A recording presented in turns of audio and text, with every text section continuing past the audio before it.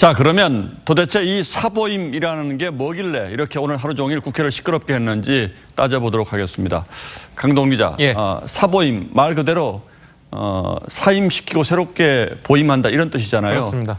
국회 상임이나 특위에서 이제 국회의원 교체하는 걸 말하는 것 같은데 예. 이건 누가 이렇게 할 수 있는 겁니까? 그러니까 국회법에 나와 있습니다. 이 국회법을 보면요, 네. 이 국회의원들을 상임위에 넣고 빼는 권한은 원내대표가 갖고 있습니다.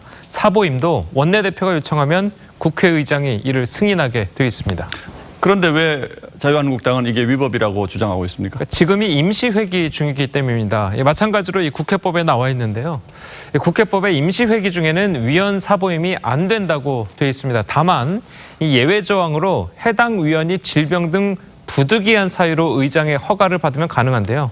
이 오신환 의원은 사임을 할 생각이 전혀 없다. 이렇게 수차례 이야기를 했었습니다. 그럼 오신환 의원처럼 아프지도 않고 또 본인이 사임할 의사가 전혀 없으면 사보임은 할 수 없는 겁니까? 그게 좀 애매합니다. 앞서 말씀드린 것처럼요. 이 국회법을 보면 예외 조항이라는 게 있습니다. 이 예외 조항에는 이 교섭단체에서 부득이한 사유라고 판단해서 사보임을 요청하면 의장이 판단해서 결정하게 되는 겁니다. 자, 그동안 국회는 임시회기 중에도 이를 근거로 해서 사보임을 여러 차례 해왔죠. 자, 이 보시는 것처럼 이 지난해 7월부터 현재까지 6차례 임시회기 동안 3당이 사보임한 건수만 200건이 넘습니다. 자, 그런데 이 수치가 상당히 많은 것 보면 이 부득이한 사유라는 것을 상당히 넓게 해석했다 이렇게 볼 수도 있겠네요. 예, 그렇습니다. 이 법조항을 보면요, 이 임시의 기간 동안 사보임이 불가능하다고 돼 있는데 실제로는 관행적으로 이루어지고 있다는 겁니다. 예, 그런데 이게 강제로 이루어진다면 문제가 있는 것 아닙니까? 그렇습니다. 이 문제가 됩니다.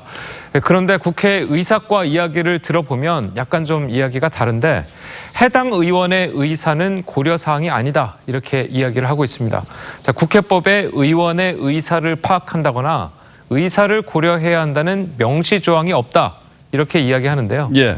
자, 그런데 이 강제 사보임 자체도 오신환 의원이 처음은 아닙니다.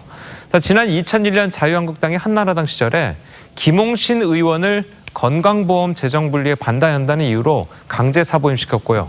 자, 그리고 2017년 5월에는 자유한국당 김연아 의원을 박근혜 전 대통령 탄핵 당시 찬성표를 던졌다는 이유로 자유한국당에서 강제 사보임시키려 했었는데 당시 정세균 국회의장이 사보임을 거부해서 이루어지지는 않았었습니다. 예, 그럼 바른미래당이 밀어붙이더라도 문희상 국회의장이라는 마지막 변수가 또 남아있긴 하군요. 예. 예, 강동원 기자 잘 들었습니다.